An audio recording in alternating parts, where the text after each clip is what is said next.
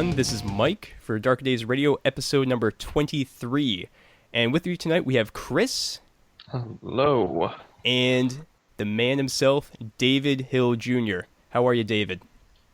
I am here. I am okay. Excellent to talk to you. Thanks for the time. Yeah, it's like the third or fourth, I think. I believe it is the third, because you were previously on the show just as a regular guest, and then you also came on to talk about Machine Zeit, and we'll be discussing all that a little bit later. So just to jump right into it, network news.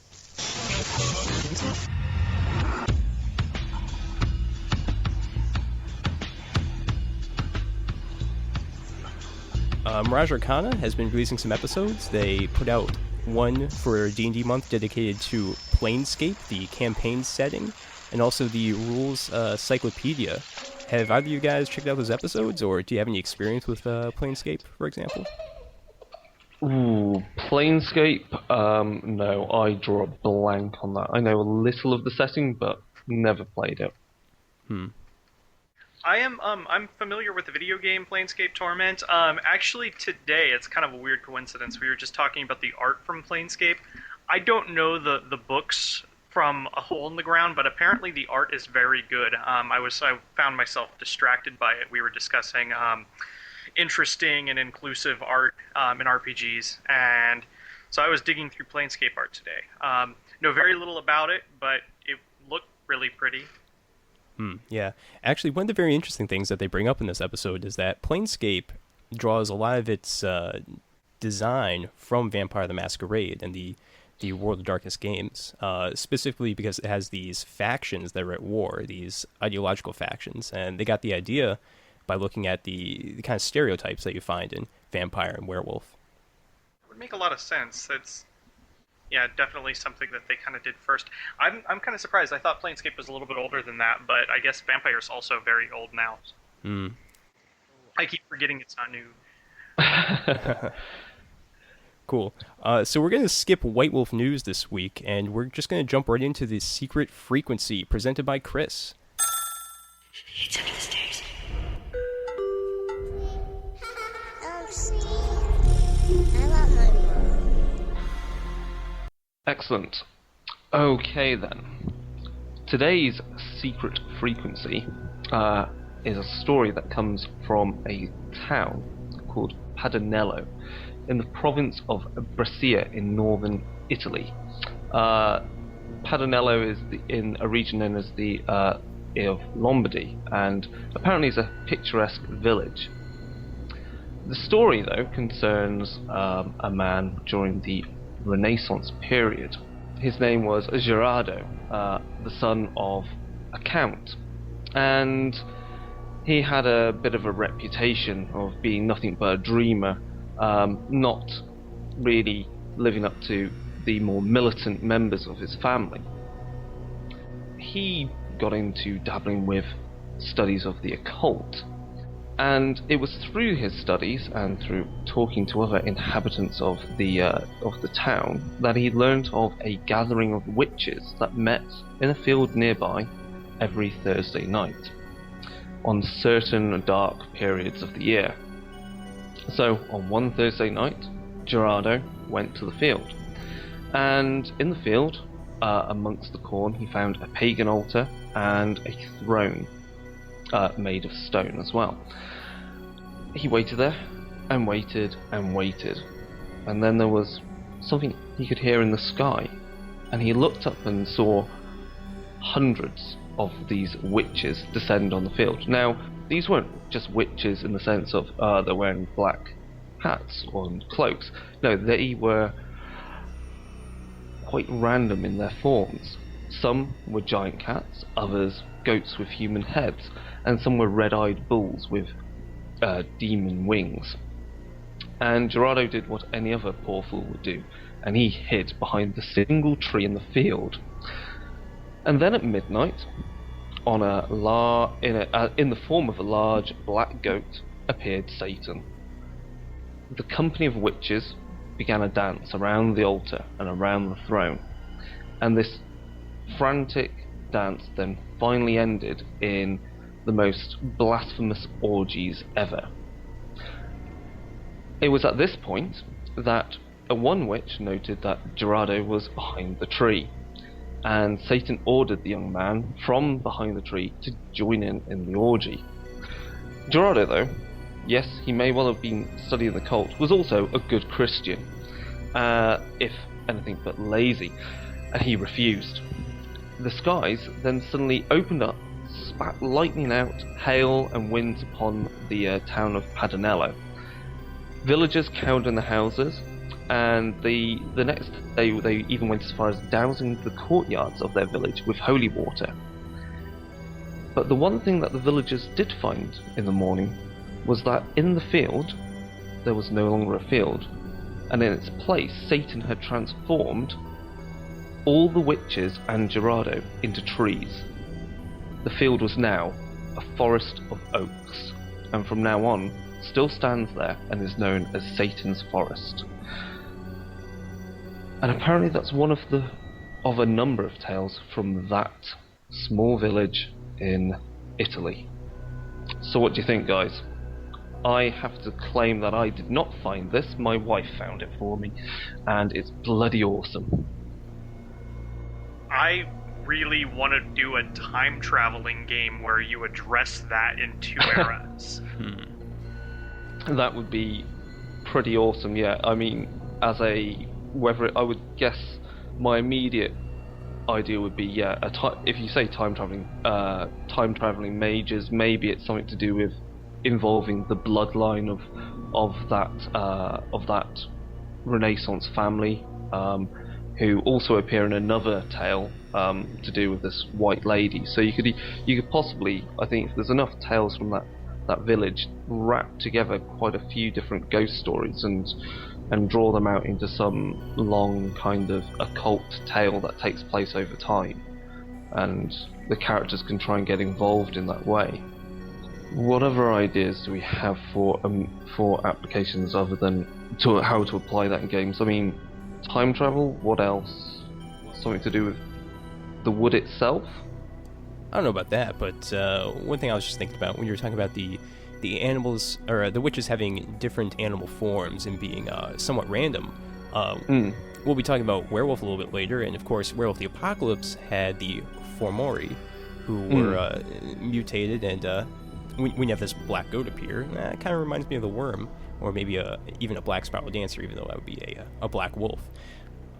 You can have some ideas with that, and I just want to say, man, you Europeans are so lucky with your age-old stories. What do we have here in the United States? Got some like foundations of houses in the woods that you find randomly. You got like literature like The Devil and Tom Walker, which is not very scary or interesting at all, to be perfectly honest.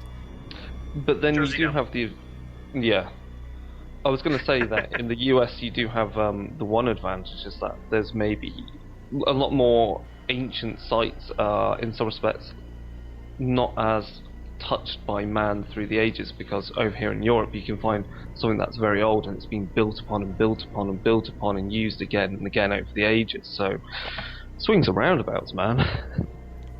Yeah, that's true, but I mean, when you look at the let's say New England, where I live right now, every single tree has been cut down. Like, everything has been forested, and all the trees are only like 100 years old or so. People have been pretty much everywhere, so that can be pretty cool in some respects when you're just hiking through the woods and you find, as I mentioned before, just the foundation of an old house, or just right next to it some old graves that maybe no one has seen in 50 years, maybe more. So that's always interesting. But getting back to the original story, something to do with the trees and the woods.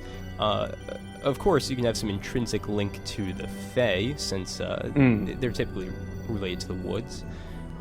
I want to say you could work this into Hunter, definitely, with maybe like a blessed stake created from the wood of one of these trees. But Hunter's always very easy. I mean, you can work that into pretty much any secret frequency we've got. Yeah, it's a default. I think you could possibly go with I don't know, let's think.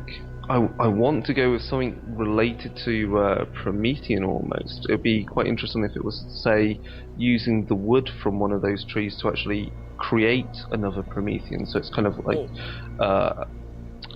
the magical bit of ingredient that you need to help make a Promethean, and so that a player character Promethean can then achieve one of their milestones.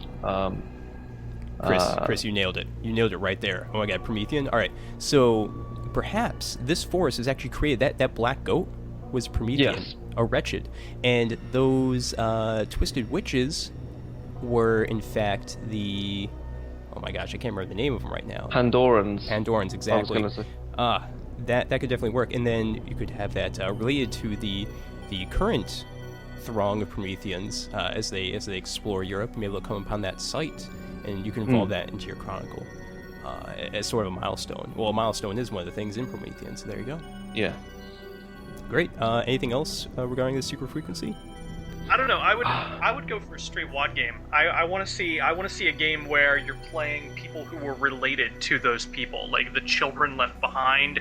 A few generations back, they did this thing, they made this mistake or whatever, and now you're trying to go back and fix whatever they screwed up. Very good, outstanding. Yeah, that's a great idea right there. I'm still rolling around an idea with that. The classic one you can also go with is just, trees themselves being evil. They don't even need to be Pandorans. Just coming to life in some way.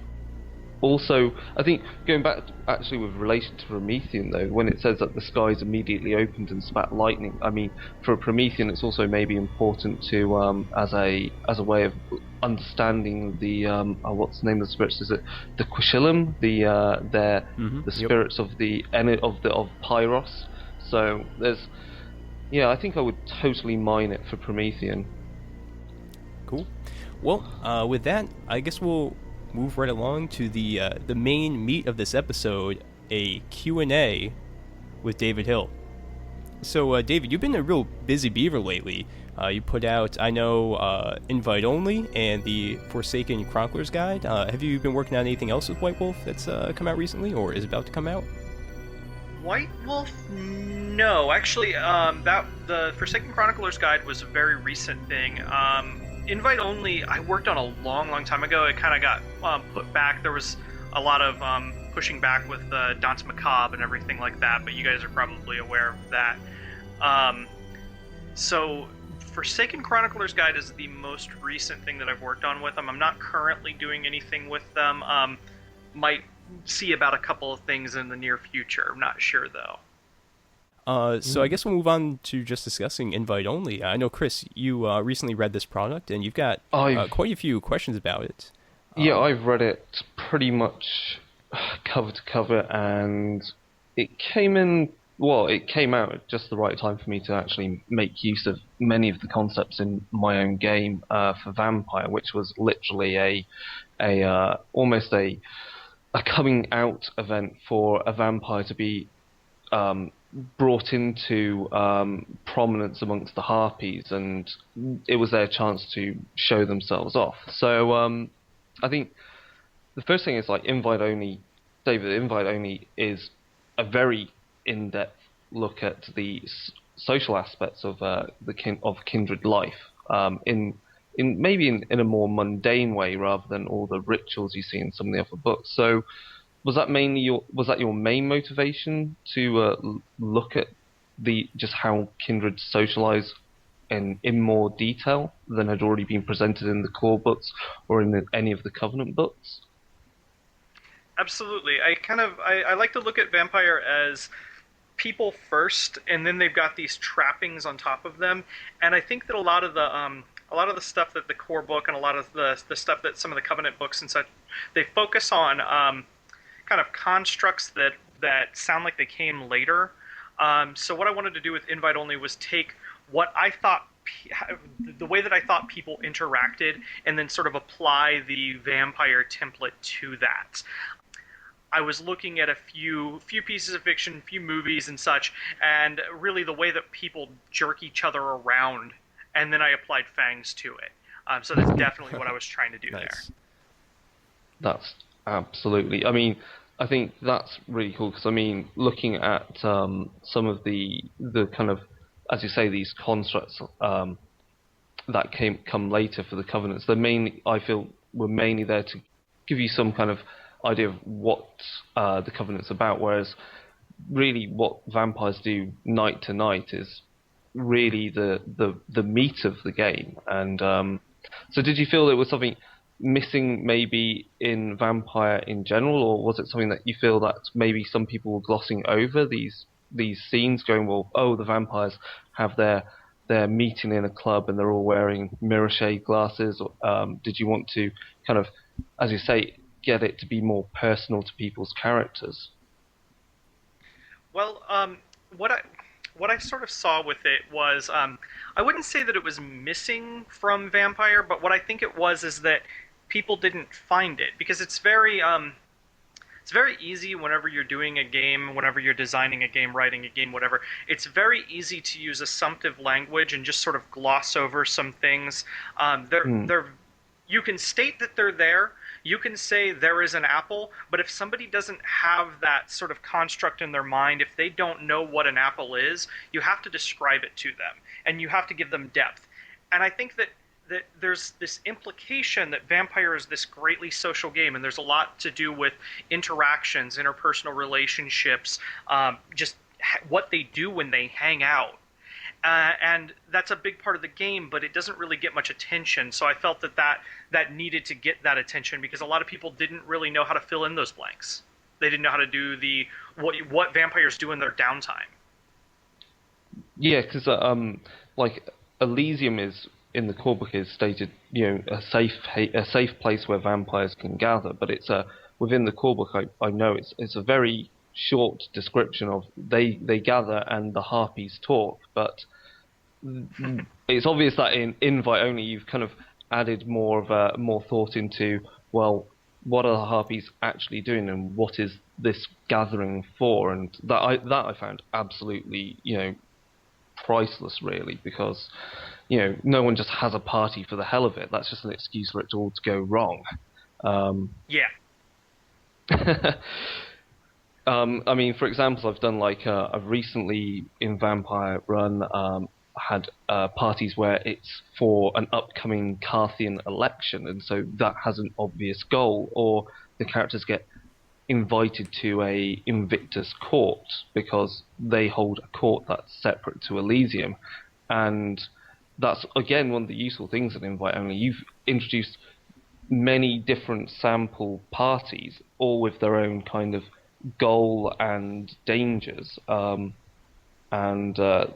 Yeah, they're just, all of them are excellent to use. Is there a particular favourite kind of vampire party you'd use in one of your own games?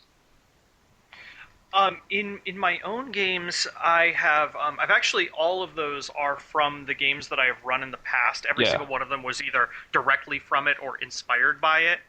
I thought that Invite Only was really my chance to sort of show people how I play the game, and that might sound bad to some people, I guess. It's not that like anyone's doing it wrong or anything, but I have an experience, and that's what I want to share with people. I can't really tell them how to do things right or wrong, but I can certainly show them how I've had fun. So that's really what I did. Every one of the parties, every one of the sample scenes, and even every one of the locations, the sample party places, whatever, that I've added in there, those are all things that I've used in my games.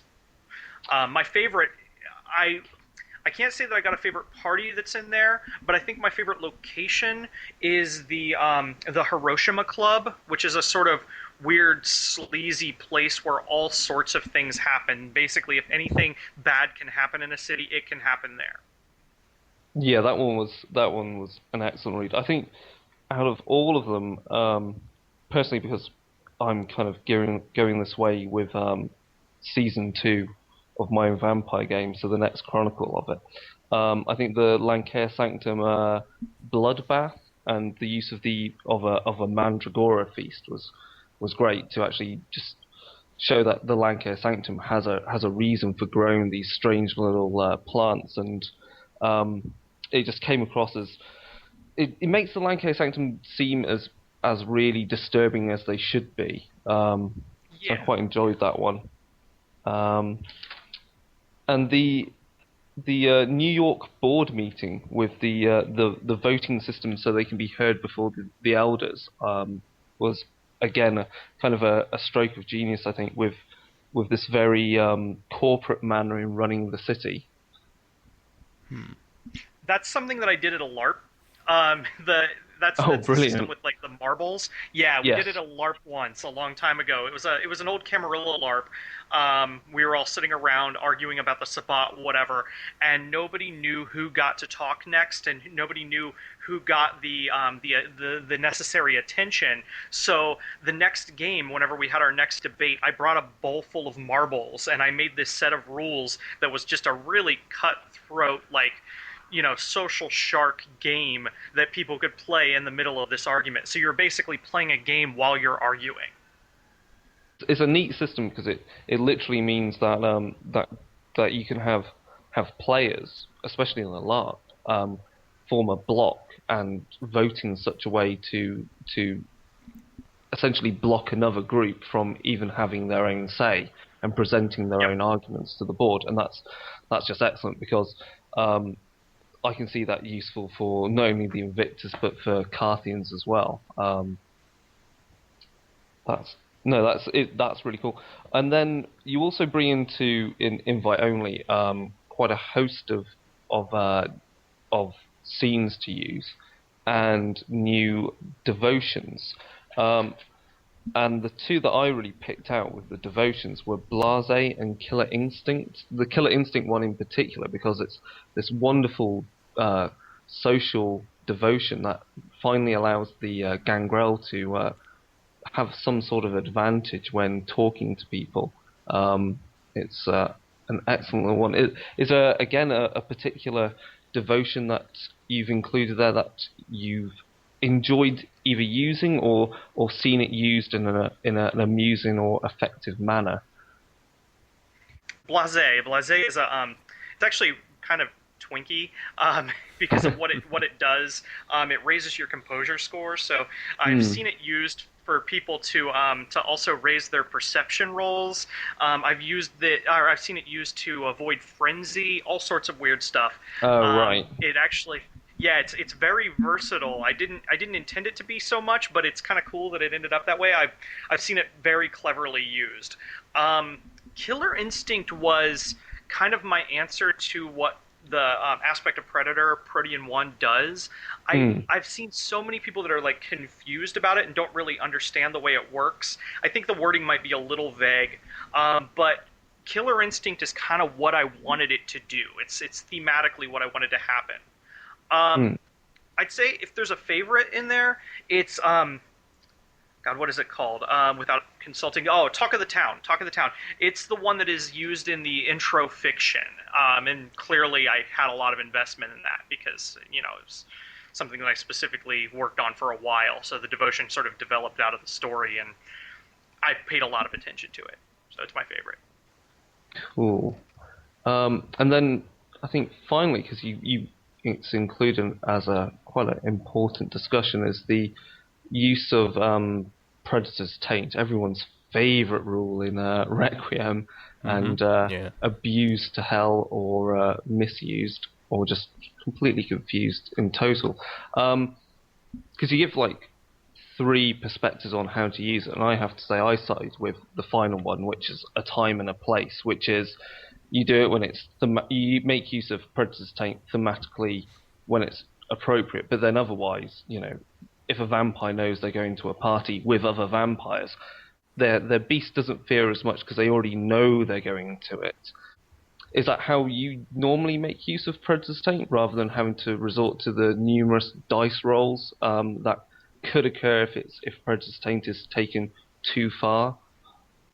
That section, my whole section on Predator's Taint, the reason I wrote it was because I play in like a million different formats. I do a lot of tabletop gaming, I do a lot of LARPing, and I also am involved in some online games that are pretty big. Like I run a game that's got like about 100 people in it. And in every single one of those instances, Predator's Taint has to work differently. If you just use it as the default in the book, it's kind of rough. Nobody really gets when it comes into play and when it doesn't. Nobody seems to understand like when the vampires are just fighting to the death or when they're running away from each other. And then you get this sort of lame impression that all you have to do is spend a point of willpower and you negate it, you go out and beat up a trash can. That doesn't do anything for the theme of the game. So I wanted to give options for each different style of play. And I think that the time and the place thing really works well in a standard tabletop game. Yeah. Because, yeah, when the storyteller wants it to come into play, when they want to make you afraid of someone or they make you want to just kick someone's ass, then they throw Predator's Taint at you. And I love it. I've had a number of players who, when I've used that sort of style of Predator's Taint, I've had a number of players just say, "Oh, fuck it. I'm not using my willpower. I'm not even going to make the roll. I'm telling them." Yeah, I've been in the same position. People have just gone, "Yeah, screw it. Well, kill them." Exactly. Excellent. And then finally, is there anything obvious that didn't make the cut? Any more locations, for parties, or any characters maybe that didn't make it into invite only? The vast majority of the book is what we expected it to be. There's a couple of minor comments and stuff that ended up getting cut. Like we shortened the author's notes. Like I don't have the author's notes in there, and I think the only thing, and basically all that was is my sort of love letter to Vampire, which I'm probably just going to post on the internet at some point. Cool. And the other part, let me think. There was a sort of proto-covenant or alternative covenant. I did a little system on how to create your own covenants. And I used an example of an African alternative to the Invictus. And that section got cut, I believe, mostly because it kind of overlapped with what's gone into Danse Macabre. I didn't know at the time because I was writing it way before that period. But so it got cut. It didn't want to overlap too much with Danse Macabre. It's a very, very simple version of that sort of thing. It's only a few pages, and it just talks about what is a covenant and what important things you should consider whenever you're making one. And then I use this this very sort of very tribal Invictus model in Africa, where instead of it being a whole bunch of predators in one city, it's one predator per region, and they just perpetually war with one another, and they have this complicated system for who gets to take territories and when, and these rules keep them from killing one another. But yeah, that section got cut. I should see if I can get that posted somewhere. I know Wood's done that a couple times with his cut material. So if people would be interested, I'll see about putting it up. Yeah, that sounds really cool.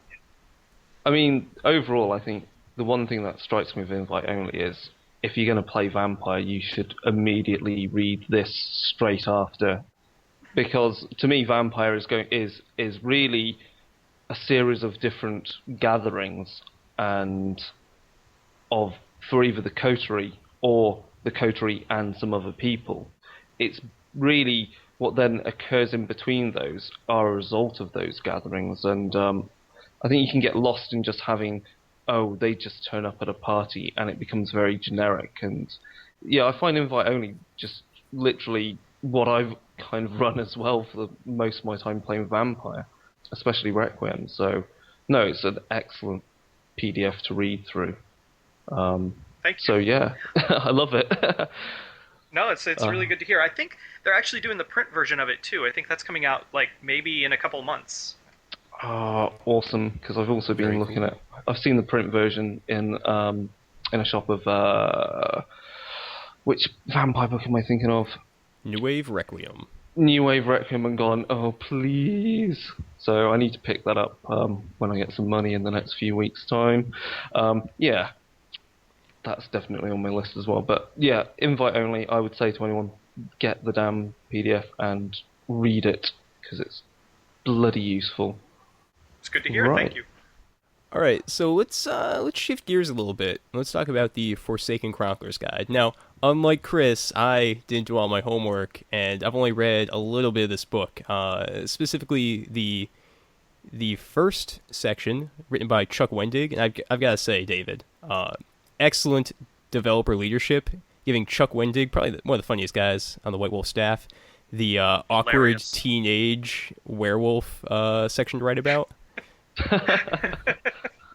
Yes, thank you. Thanks to Chuck Wendig, the first page of the book has the word "fuck baskets" in it. And, yes, Chuck did very, very well with that section. I knew that I wanted something like sort of ginger snaps, sort of like coming of age, and I told Chuck, "Can you do this?" And he was like, "Of course." And he handed me something that just blew my expectations. Loved it. Yeah, that's one of the things that I really noticed about this source book. Straight off the bat, it seems like what you're trying to do was take Werewolf the Forsaken, and then you looked at other forms of media, other movies like Ginger Snaps, as you mentioned, American Werewolf in London, and you wanted to adapt Werewolf to those themes of those movies and other works. But beyond that, what were the big ideas you wanted to get across with the Forsaken Chronicler's Guide?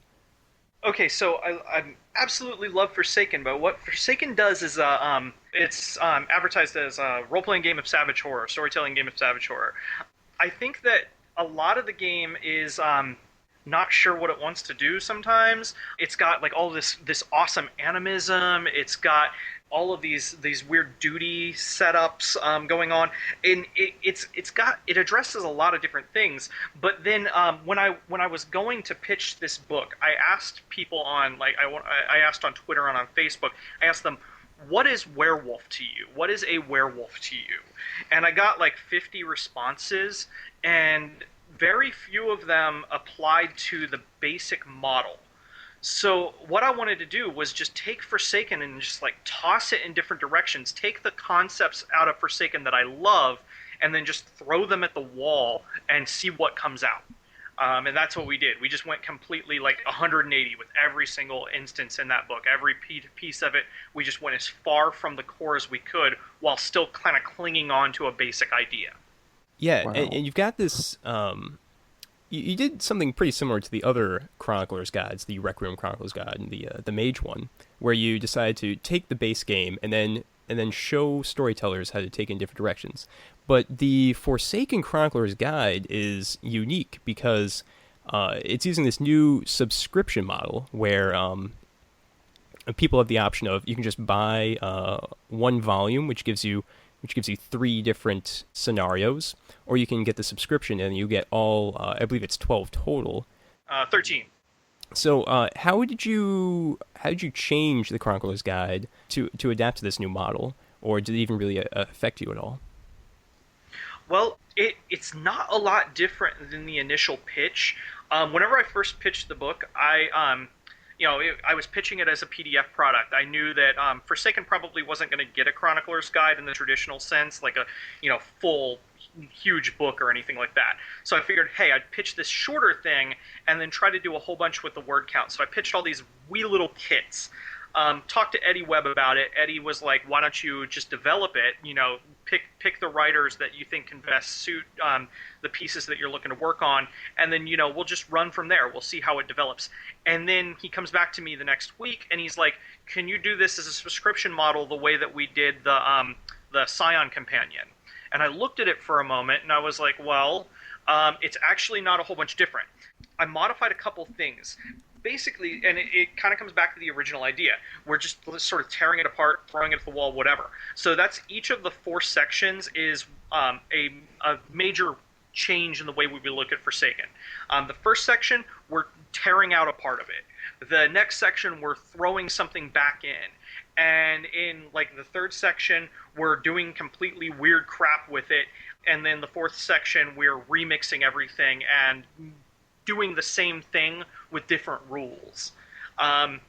So basically, each one of the sections is a different way to completely hack the game. and 3 or 4 examples of how to do that. And in regard to the subscription model, I'm sure you haven't gotten any numbers, and even if you did, you couldn't really share them. But have you heard if people are really digging the individual volumes, or if most people are getting just the full subscription? I don't know. The only thing I could tell you that I'm aware of is I know that the subscription itself is a bestseller on drive-through, and it's on the top 10, and it's been there pretty much consistently since it's come out. So I imagine that people are excited about the whole subscription. I think that as far as the individual parts go, the third and the fourth part are probably the ones that would interest people individually the most. I know the third part, we do a lot of like complete chronicle changes. Like there's a mini chronicle set in ancient Sumer. There's also a sort of like kind of Werewolf the Apocalypse big epic scale type thing going on.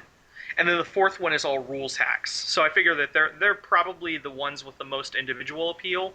But I haven't gotten much input and feedback on that. I haven't heard a lot. Most everyone that I've talked to has told me they got the whole subscription. Yeah, I did that as well. So that's just another one right there. And my final question is, which, if any, of these changes have you used in your own Forsaken game? I have used I can't remember if they're called the Cursed. I believe so. Matt McFarlane did in the first section where you've got these intensely powerful, like immortal werewolves. I've used them as antagonists in a couple of situations now. When I was testing them out and running with that. Also, Chuck Wendig's Wild Children, I did a little thing with. I really want to run a chronicle with them. I don't know if they've been released yet. I can't remember. I think no. They're in the fourth section. And what they are is they're like a whole new approach to werewolf. They can't turn into werewolves per se. They get claws, they get fangs, and they're more or less people that are ruled by their vices. So they go around fucking and killing everything around them. And they're just these self-destructive mongrels. And it's just unapologetic fun. I've done those. And we played around with Philomena's romance section a little bit. She and I did whenever we were testing the rules for it. But those are the only ones I've actively played. Oh, very cool. Very good. Lot to choose from there, yeah. Yeah, I've got to say, the subscription is only $10, and to be perfectly honest, I'm very happy with it so far, with just the 2 sections that we've got, the 2 volumes, and there's plenty of ideas, it seems. I'm really hoping to dig into it real soon. I'm hoping that if people get it, that it'll tell them that there's a lot of interest in Werewolf of Forsaken. I think that Forsaken really needed some identity, and it needed some love. It hasn't gotten a lot of books recently. I think the last one that came out in a while was Signs of the Moon, and I think that's a shame. I love Werewolf, and I think that people need to tell White Wolf that they love Werewolf. Indeed. I definitely need to play more Werewolf. I think I've unfortunately, only been in the position of running like 4 sessions ever, and but I don't see what the problem is with it at all. It's a wonderful game.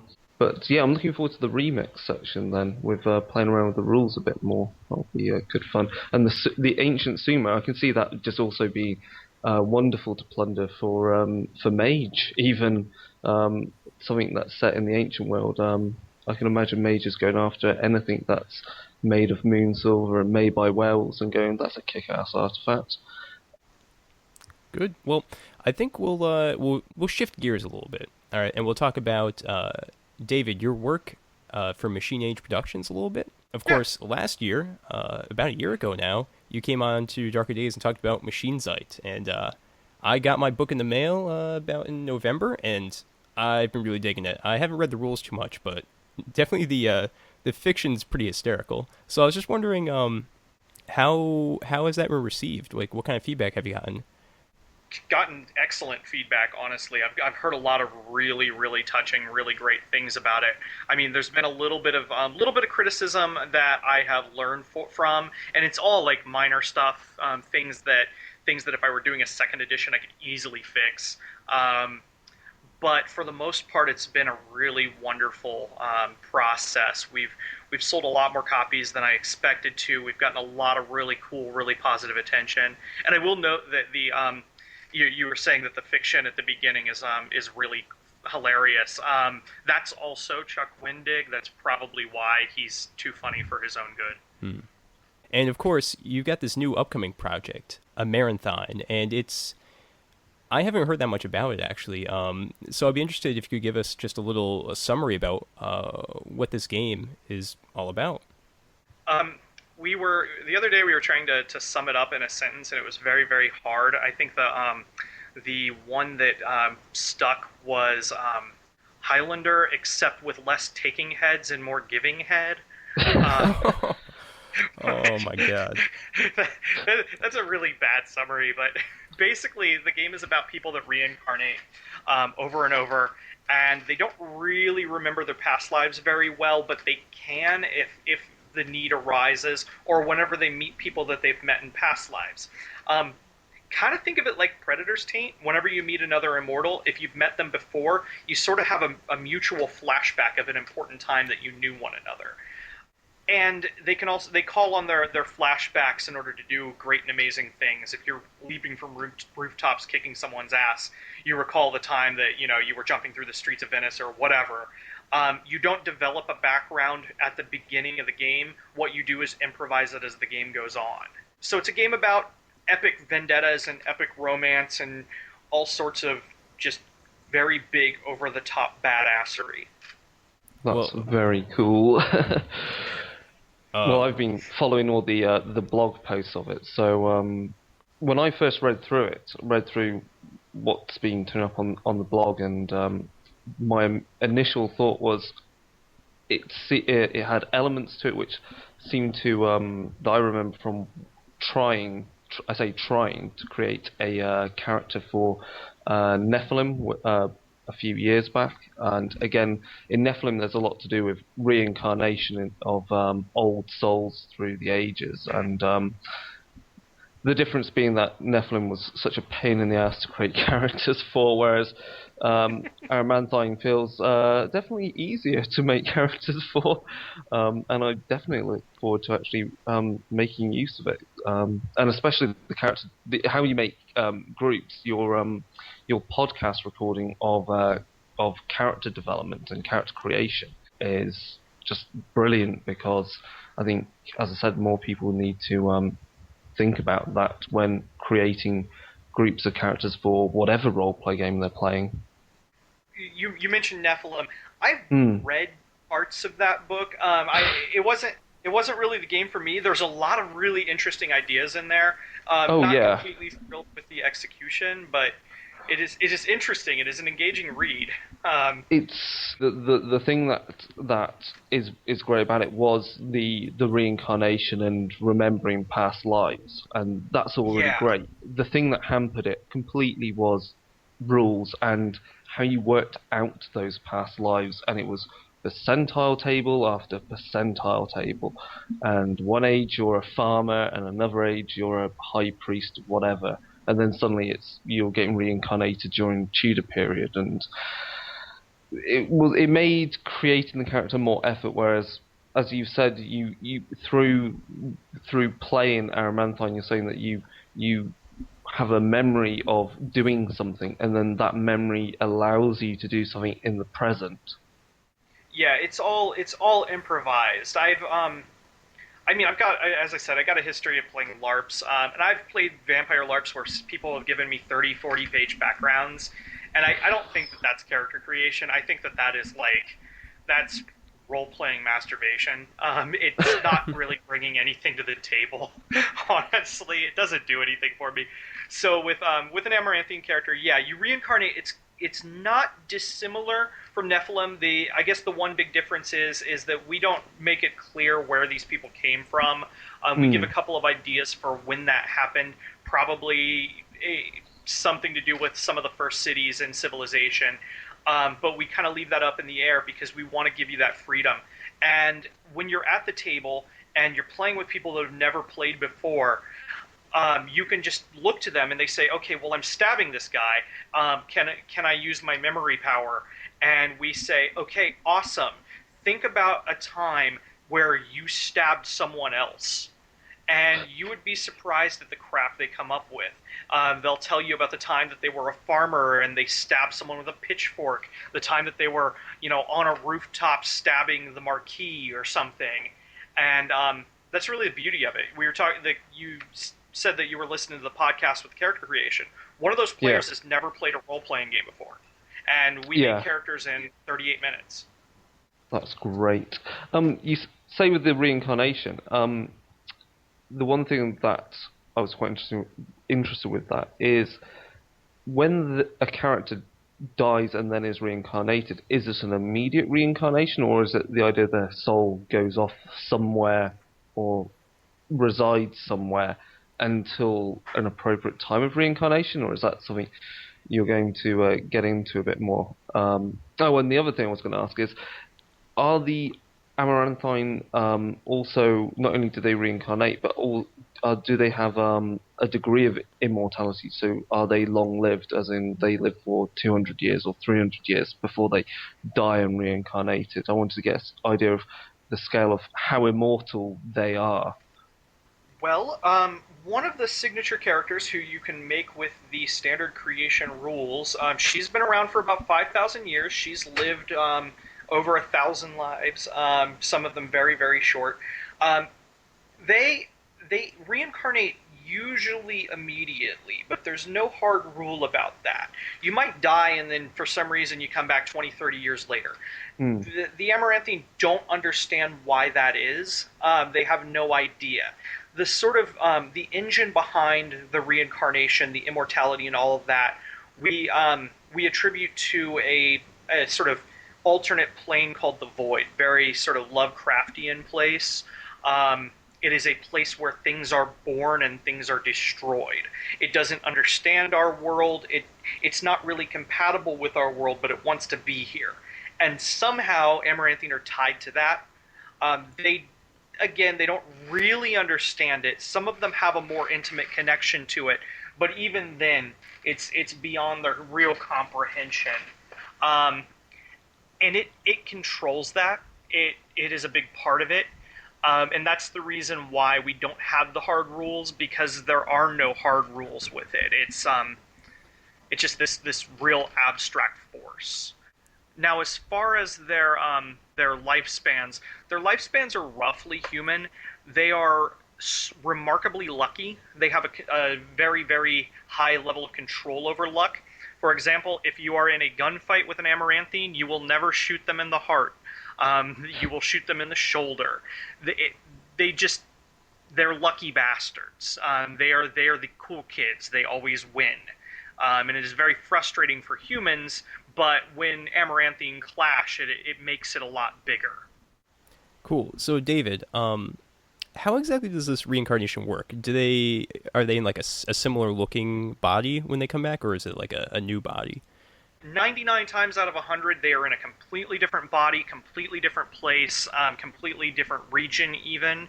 There are some Amaranthine that are tied to a region and tied to a bloodline. They are considered either blessed or cursed. Some people think that they are blessed for being able to experience the same area and really take advantage of that knowledge. And then there's other people that think that it's boring, that it's a waste of their destiny. They don't get to travel the world. So usually it's a different body, different time, different place, but not always. I gotta say, the question that has been stuck in my mind for this entire segment has been, are there rules for playing Highlander the RPG, basically? Because the Highlander series really needs an RPG, and this almost fits the bill. Because, the coolest parts of Highlander are obviously the sword fights and then the flashbacks. And this Amaranthine really has the flashbacks covered, I think. Yeah, and the sword fights. Sword fights are a big part of it. Nice. Our marketing material is mostly people sword fighting on rooftops. Really, that's a big part of why we made the game. Highlander is one really good example. Philomena, my wife and head writer, and I, sat down and watched Highlander not too long ago, and we realized that it was actually a kind of super super campy, really strangely written movie. I remembered it being a lot like more profound when I was a teenager, I guess. um, but Yeah. there are these really charming, really cool parts of it, and I think that if you sort of take those out and filter them through a sort of modern sensibility, that's what Amaranthine is. It's just unapologetic action, unapologetic, pathos and emotion for the sake of it. We're telling really dramatic, really cool stories, and we're not really focusing too much on what would make sense in the real world. Because honestly, like nitpicking, that's not for me. I don't care. I want to tell a cool story, and that's what Amaranthine lets you do. That's brilliant. The rule system, or at least the interesting things to do with the rules, are these relationship wheels and chessboards that you've mentioned.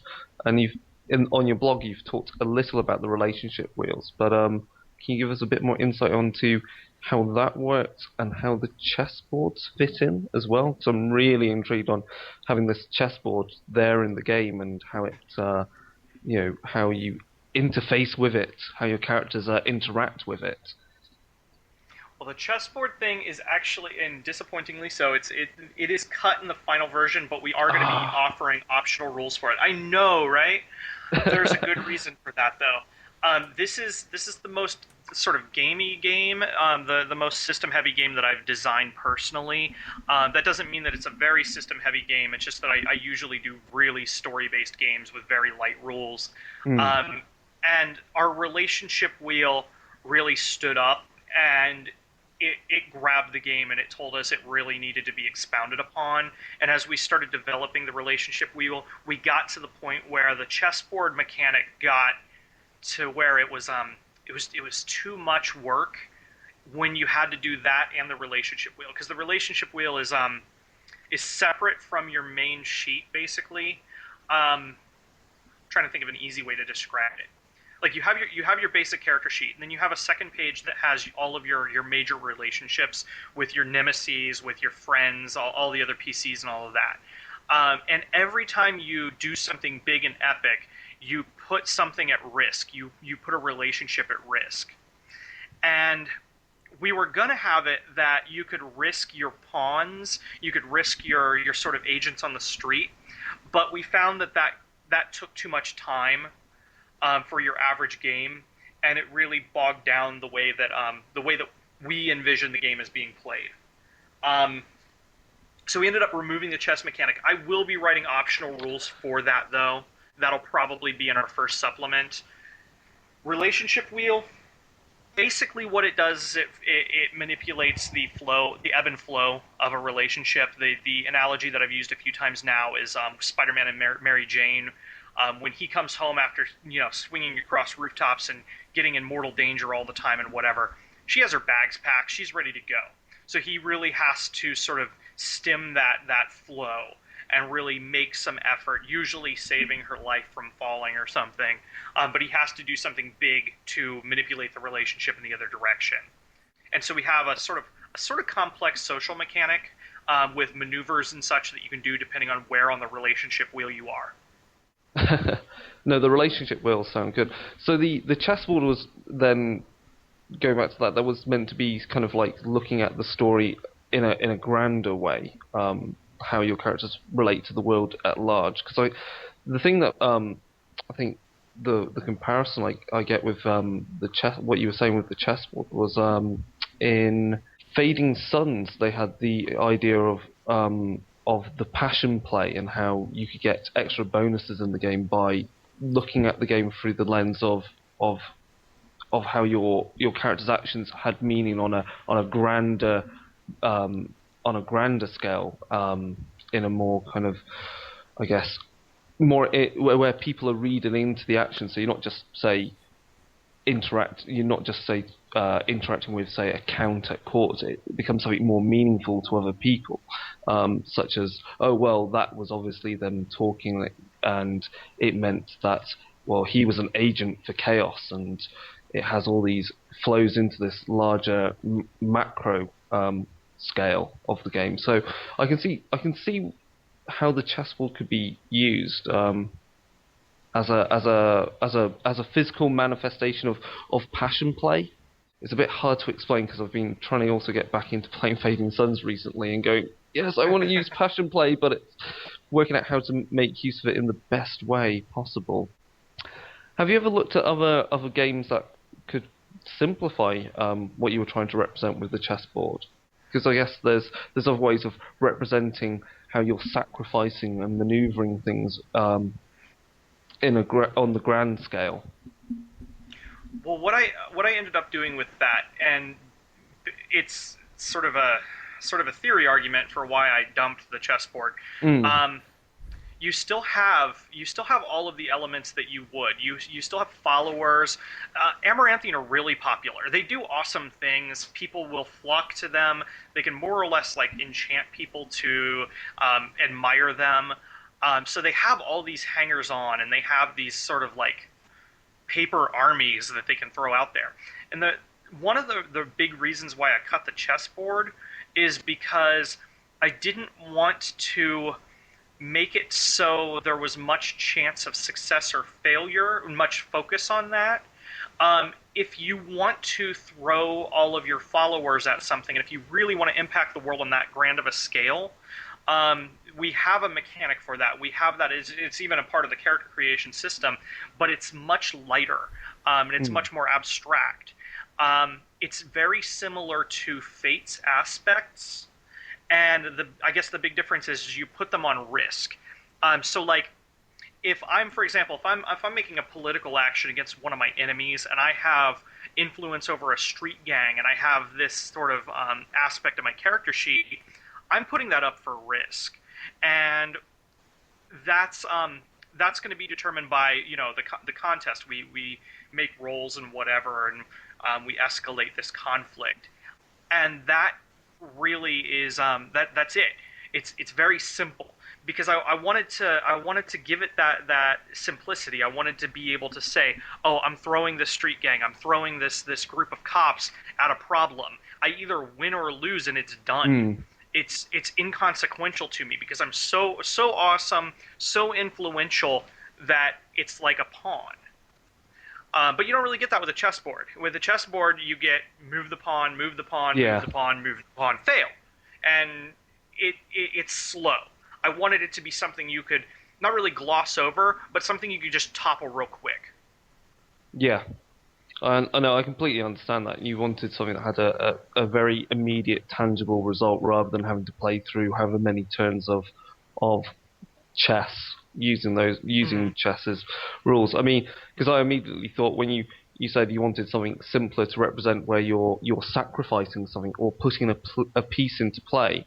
Have you ever looked at whether it be an option to make use of, and I'm now considering it when I get round to playing Amaranthine, because I have it definitely on my list of things to do, is a game called, let me get it right, it's called Xerts, and it comes from a series of game called GIPF, that's GIPF, and they're very simple, abstract board games, and one of them, which is called Xerts, is about, has only 2 moves in the game, and they're about placing a piece onto the board, or because there is a capture position that is available, you have to make the capture position rather than placing the piece on the board.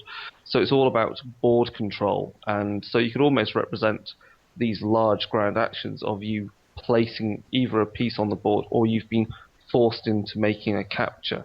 So I think maybe you should look at that, because I think it may be the right kind of it might have the right kind of dynamic you need to represent what you were trying to do with chess. I'd never heard about that before, but as you were talking about it, I was just Googling it, and it sounds really fascinating. The way that we were going to do the chess mechanic was really going to be that game actions would influence and reflect on what you are able to do on the board. So it would have been kind of similar to that. A little bit more complex because we were going to integrate the magic system into it. But honestly, we got to a point where like we were looking at a 350-page book, and that would have gotten really complex. But yeah, like I'm really looking to give people the chance to do that macrocosm game. One of the things that I want Amaranthine to do a lot of different things. One of the things that I want it to do that I don't think that it does as well as it could yet is doing the macrocosm game, doing the playing chess with your followers. Right now, it is a simpler system. It is, throwing your followers at the wall and seeing what sticks. But I definitely want to add those optional rules, and I'm definitely going to be developing some additional material for that. I think really where the chess mechanic fell apart the most, where it really stopped working for us, is when we developed the final iteration of the core mechanic, which is we stopped caring about success or failure so much. Like we realized that we had a conflict resolution system, and that's not really what we wanted. We wanted a system that could talk less about success and failure and more about what you're willing to do to get there. Yeah. So it's all about like escalation. Yes. If you are fighting someone, it's what you are willing to put on the line. So you have like 3 or 4 chances during any given conflict to put some more stakes on the table. And that fell apart with the chess thing, because in chess, you either lose the piece or you don't. It's very binary. Yeah, I can understand that. That's because you could almost try and have done the same thing by using, say, Go, which again is you're playing more pieces onto the board, and I think maybe Xerts might offer you the option around it because it's not binary. It has multiple winning scenarios, and it's about forcing your opponent to capture pieces that moves them into a position where they're no closer to winning, so that when you capture, where you're forced to capture, you're always capturing in such a way to win. And the beauty about the board, why it may work for the macrocosm, is because there are 3 colours of pieces, so there are 4 ways of winning, and also the board shrinks as the game goes on, which could almost represent how, as this grand play is literally being played out, the board shrinking is almost like, well, the players in the game are having less room to maneuver as resources are used up, and people die, and you have no more room to maneuver because you've got to take this action because all of our actions have been used up. I think it might offer the right kind of comparison that you're looking for. What's next? Because you've got the anthology coming up as well, because you hit your threshold that you needed for your Kickstarter. So what's the plan for the anthology then? I'm very close to my goal for the anthology, because I hit my main goal, which was enough to get the game printed, and then I've got my next goal is about $240 from now on as far as pre-orders go. If I get that, then we're doing the anthology, which is a weird experiment that I've always wanted to do. It's sort of justified by the fact that all of our gaming experiences are really just emulations of genre fiction. So this anthology is going to be an anthology of fiction pieces set in Amaranthine's world today about all of these immortals. But what I'm going to do is I'm going to take apart the outlines that the authors are submitting to me. I'm going to rip them apart, and I'm going to turn them into game mechanics. I'm going to turn them into like plot items and stuff.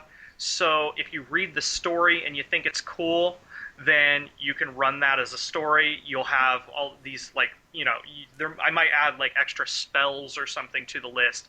It'll just add some more material to the game. And we're going to do it like a traditional paperback. We're going to do it like a little dime novel instead of the full, traditional RPG supplement.